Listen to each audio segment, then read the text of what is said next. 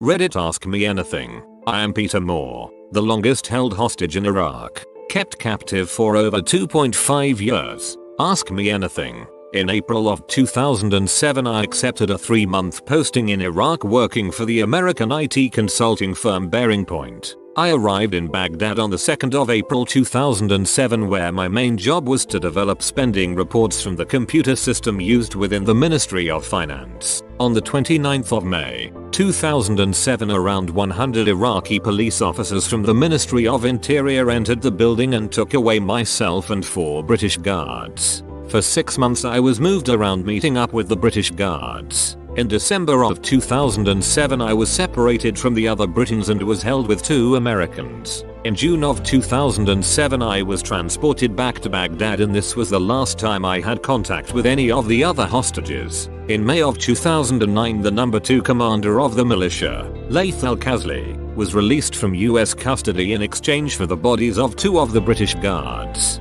In September over 100 militia were released in exchange for the body of 1 of the guards. On the 30th of December 2009, 946 days, or 2 years, 7 months and 1 day, after I was captured, I was released in exchange for the militia leader Qais al-Khazli. The last of the hostages' bodies were eventually handed over in early 2012. Ask me anything. What was the first 24 hours like when you returned?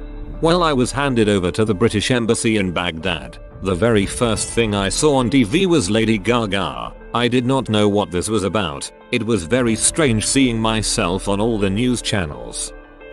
What was your happiest, or at the very least, most tolerable memory of your time in captivity? When they took the chains off, after 2 years, and today me I could walk around the room.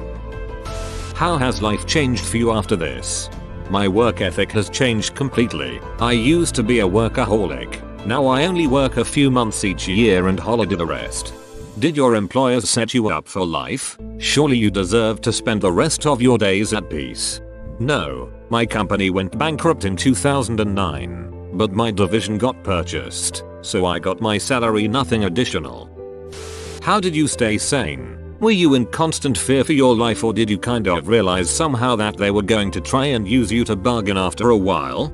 In the final year I had a TV and PlayStation, so that helped. Once I was out of the blindfold I used to join dots on the wall pretending they were metro stations, and I designed a new computer. I would also try to solve mathematical problems with shapes on the curtain and conduct job interviews with my pillow.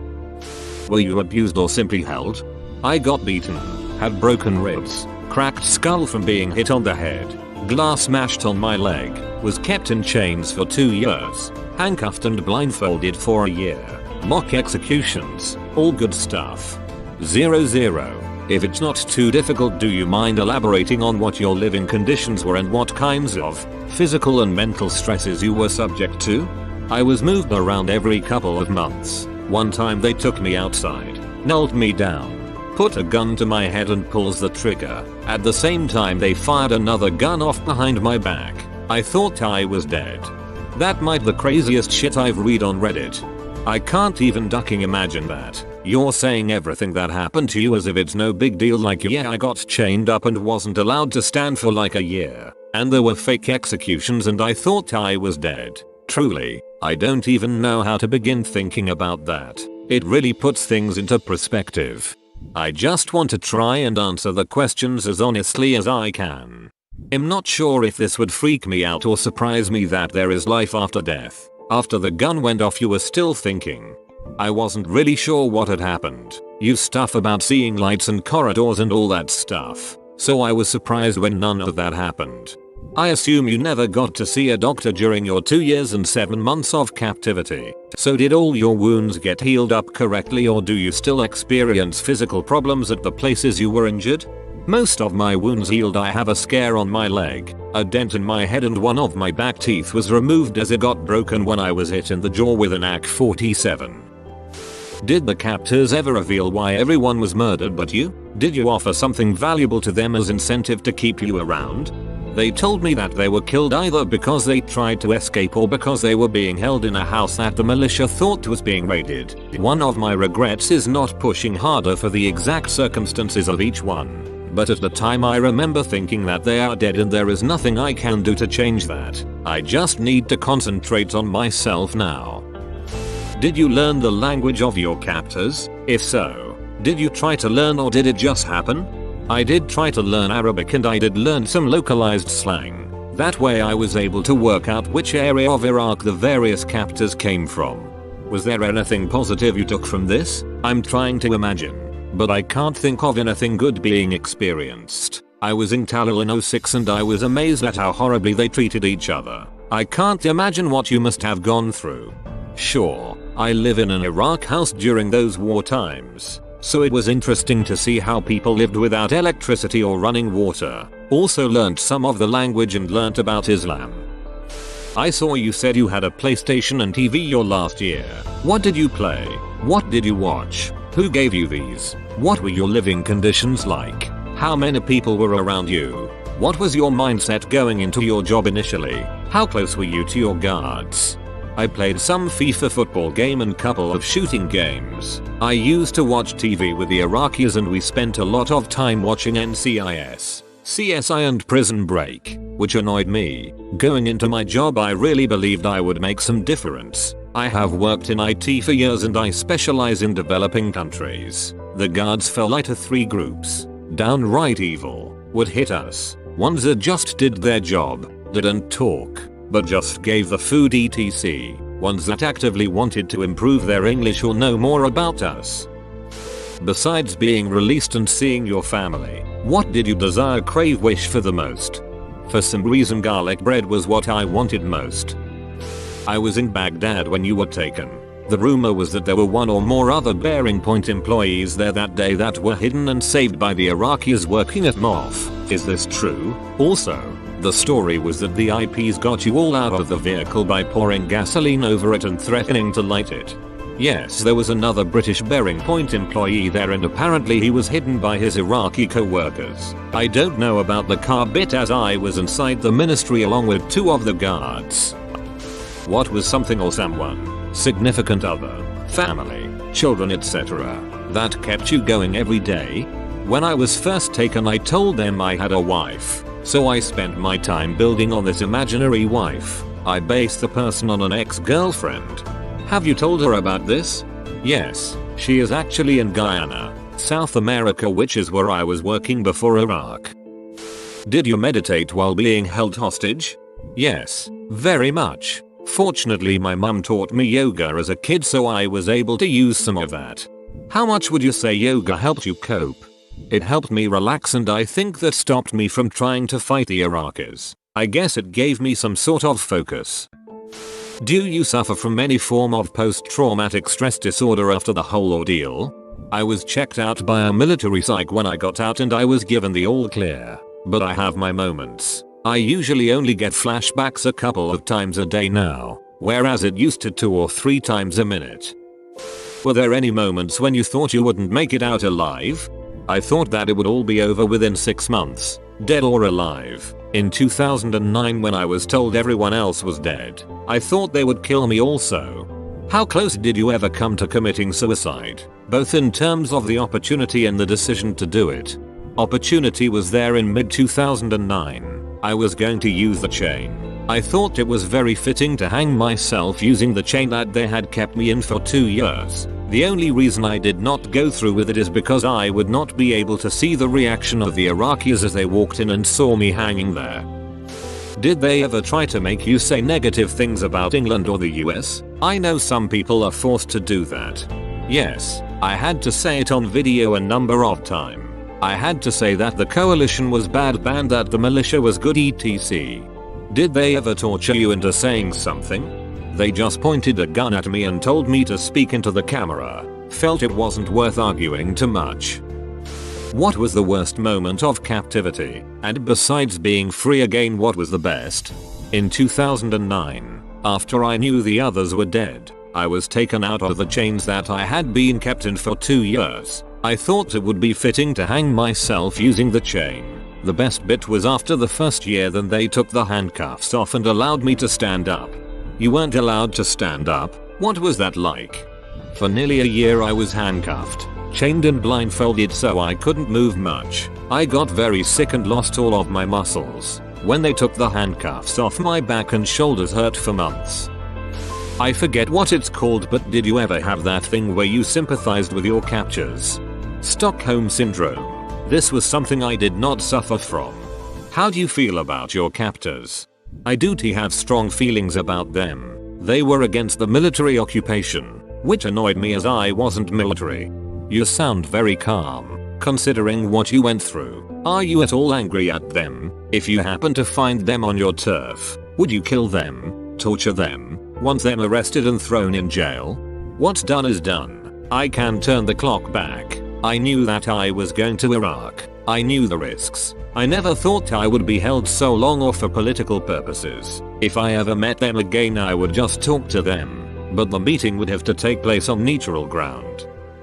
Glad you're back. Thanks, me too.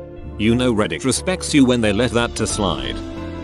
Do you have any advice for someone if they were to get into this type of situation? Try to get your captors to treat you as a human and try to show them you have some boundaries. Try to get things from them to see how far they will go out of their way. I asked for certain foods and certain types of toothpaste. Do you want to go back and avenge yourself and others against your hostage takers? Does it make you feel like your government didn't care about you but cared more about the already dead soldiers, being that they were being released for the militia before you? Edit. Grammar. Spelling.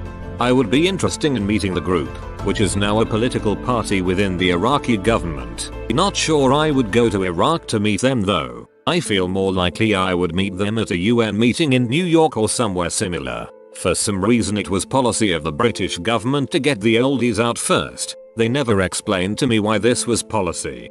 Does oldies refer to the bodies? Sorry if that is a stupid question, haha. Unusual policy regardless. Oops, sorry, typo. Yes, I meant bodies. iPad is not a good device for typing on. Were you compensated in any way? Did they roll out the red carpet when you were released? Also, who from your personal life did you see first and what was the conversation like? No compensation. I just got my salary. Bearing point, the company I worked for actually went bankrupt in 2009. But my division was bought out, so that company carried on paying my salary. The first people I met were my step-parents in a government house back in the UK. So that company carried on paying my salary. Just to be clear, you do mean they kept paying you while you were hostage, right? They didn't take you off payroll or anything, right? Correct. They kept paying me while I was a hostage. Interestingly, I also got pay rises and promotions. If there was one thing you could have done differently, what would that one thing be? I think, with hindsight, we should have not stayed as long as I did with the Ministry of Finance. What the everlasting duck? I am a news junkie. I have never heard anything about this. Tell me more. Does this happen often? It wasn't published very much and I haven't done much PR about it. But Google Peter Moore hostage and you will find loads of articles. Also, if you search Peter Moore in the Reddit search box, articles come up. Silly question. But were you aware when your birthday or a significant other's birthday had passed? That really is the first thing that popped into my head when I saw you were a captive 2.5 years. I managed to keep track of days pretty well. I worked the week Tuesday to Tuesday as that was the day we were abducted. In late 2008 onwards I had a TV, so it was easy to keep track of time with that. Do you think your captors are bad people or good people on the opposite side of a conflict? No, I just think they were in a conflict. What is interesting is that this militia were actually enemies of Saddam Hussein. What were the reasons or the purpose behind taking you as a hostage? What did your captors hope to gain by holding you and keeping you alive? Did you ever consider or plan escaping? Even as a thought exercise rather than as an executable course of action? Your story is chilling and I'm glad you survived it. I have no relevant experience in my life to empathize with your ordeal and I hope I never do. On the face of it, we were taken to do an exchange for the militia leaders. But my work would have shown misspending within the Iraqi government and there are theories we were taken because of that. We did have a plan for escape, but never had chance to implement it. What was the plan? Or is that confidential? Okay, so one of the plans was that when one of the British guards went to the toilet they were going to lock myself and the two Iraqis in the room. Those rooms in Iraq all have locks on them and they always left the key in the lock. The British guard would then go and get the gun from the room next door, come back and shoot the Iraqis. What do you feel is the most important thing you took away from this ordeal? Just to think about the implications of your actions. I knew my parents would be upset about it, but I had friends of friends who were crying when they met me. At any point did you think I'm going to die a hostage? I'm never going to see my family? Or were you always hopeful that you would be released? I thought I was going to die every day, but once I knew the guards had been killed I really thought that I would never get out. It was after the number 2 commander got released. He came to see me in June 2009 and I pointed out that America did not keep him the same as me. He agreed and conditions improved. Do you feel like it was a fair trade? 100 militia who could do more damage to allied forces for the bodies of your comrades? I'm sorry if it sounds hard but I would have chosen the live hostages like yourself over the deceased ones. No, it was not a good trade. I would not have done it if I was in charge. I would not have exchanged myself for the militia leader either. Whoa, you made it to the end? You're a ducking beast. I'll cut you a deal. Smash like and subscribe for more curated content. It's free and that's a great price.